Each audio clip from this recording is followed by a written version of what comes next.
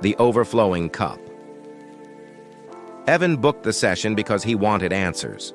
His work felt stagnant, his routines dull, and every podcast he listened to promised clarity. If he just learned one more system, one more habit, one more way of thinking.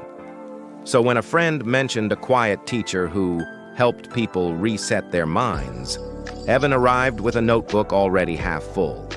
He sat across from the old man at a small wooden table. Between them was a teapot and a plain ceramic cup. "I want to improve my focus," Evan said quickly. "I've read about mindfulness, time blocking, flow states, but none of it sticks. Maybe I'm missing something." The teacher nodded and began pouring tea into Evan's cup.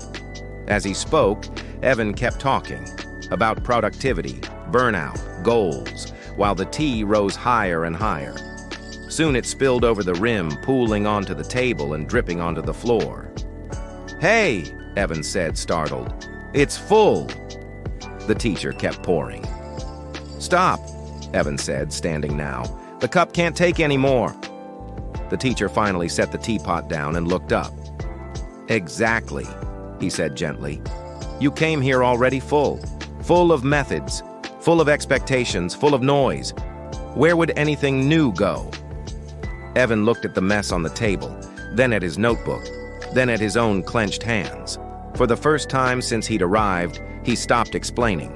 They sat in silence. The tea cooled. Evan breathed. When he left, he didn't take notes or advice or a new system to try. He simply walked home without his headphones on, noticing the sound of his steps and the weight he'd been carrying for so long. That night, he emptied the notebook, and for the first time in a while, there was space.